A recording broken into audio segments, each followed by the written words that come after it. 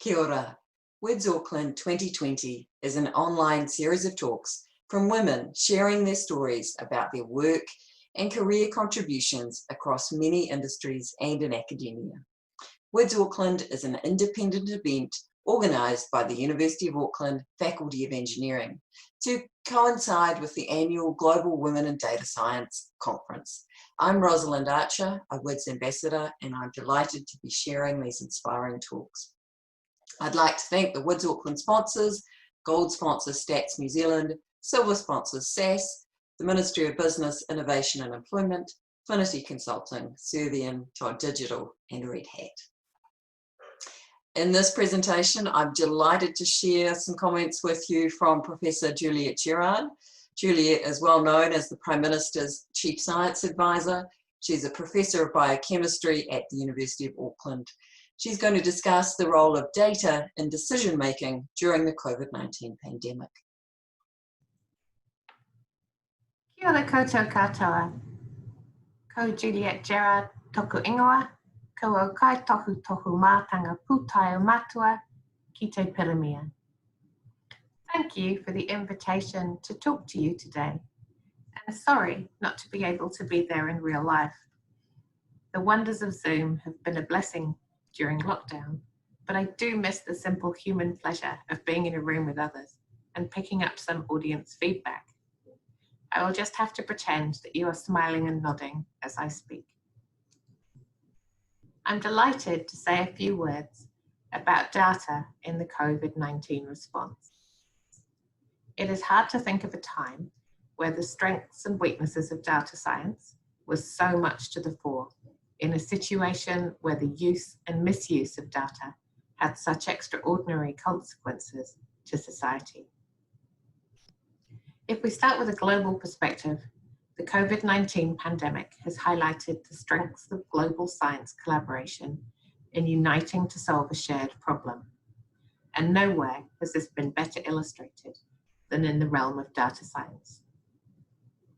Johns Hopkins University has been a shining light in aggregating data and making it available in accessible and digestible form, along with the source data for those wanting to interrogate it themselves.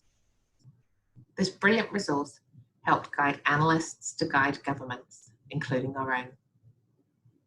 It also, perhaps, created a false sense of certainty for those who took the numbers at face value and didn't look behind them. As the number of cases of COVID-19 skyrocketed, every armchair epidemiologist was tempted to dive into the wealth of data updated daily on the internet and do some DIY tracking of the pandemic across different countries. But as we dig a little deeper, it became clear that behind each summary statistic, there are significant limitations and nuances that mean we are not always comparing like with like. And as a result, we need to be cautious with how we interpret the COVID-19 data being published. For example, as was recently highlighted by Donald Trump, numbers of confirmed cases are a function of testing. For some time, Sweden, for example, only tested people who were hospitalized or worked in healthcare, meaning the reported number of confirmed cases was far less than the true number of cases in that country and lower than countries with more rigorous surveillance testing. These gaps were tragically highlighted somewhat later when the death toll, an indicator with a significant lag after case identification, started to rise.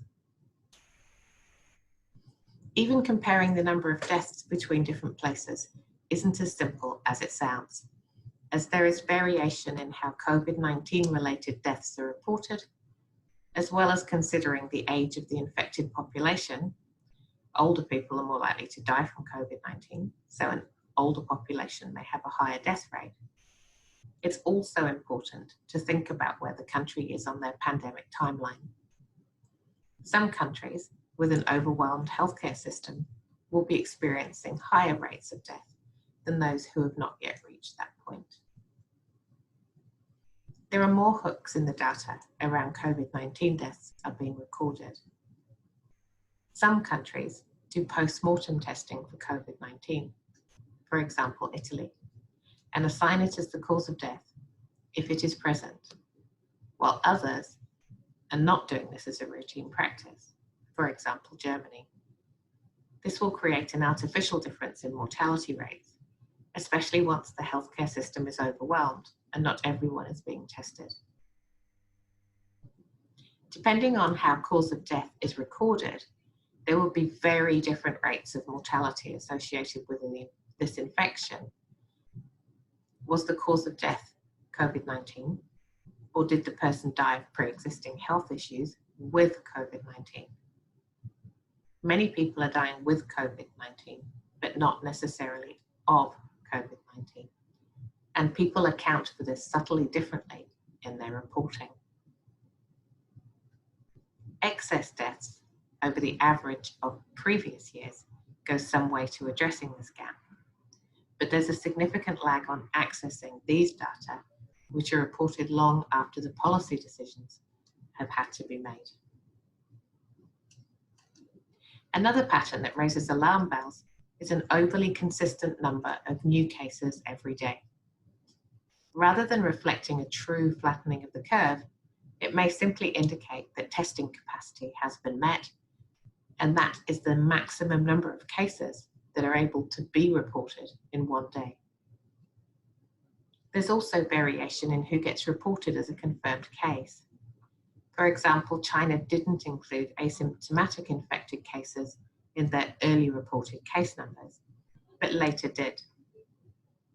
In our own data for Aotearoa New Zealand, we were counting confirmed cases, that is, cases who tested positive, and also probable cases, that is, cases who must have had COVID-19 because they passed it on. Later, like many international sites, we changed reporting criteria and included both in our total count. So as we trawl through all this data, a healthy dose of skepticism is needed. Nevertheless, the data has been a vital proxy for the actual number of cases that we have worldwide.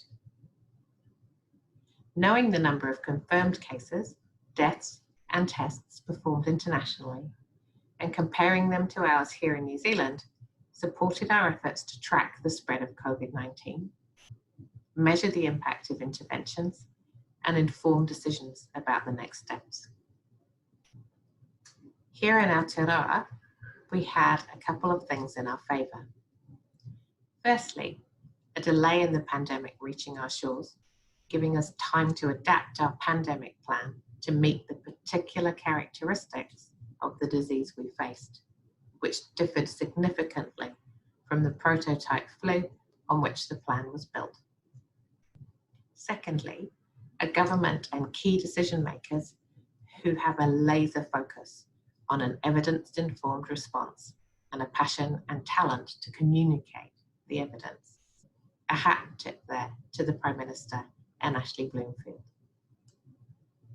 Thirdly, New Zealand had the courage to move swiftly and stay ahead of that frightening exponential curve. And fourthly, our health system includes a personal NHI number and an established episode management system recently test-driven for a measles outbreak. This, in theory, enabled us to use efficient and simple data management. But it wasn't all plain sailing, and many of the challenges were, and remain, in the data management space. Our distributed health system meant that data systems at the beginning didn't simply talk to one another. In the early days, there was a risk of trying to manage a pandemic in Excel.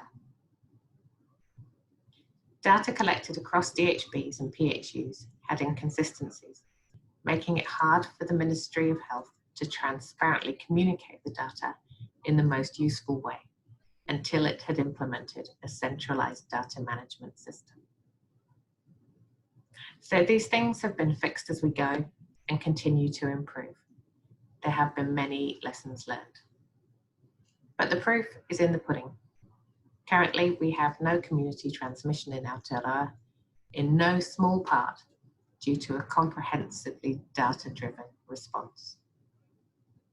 Tēnā koutou, tēnā koutou, tēnā tātou katoa.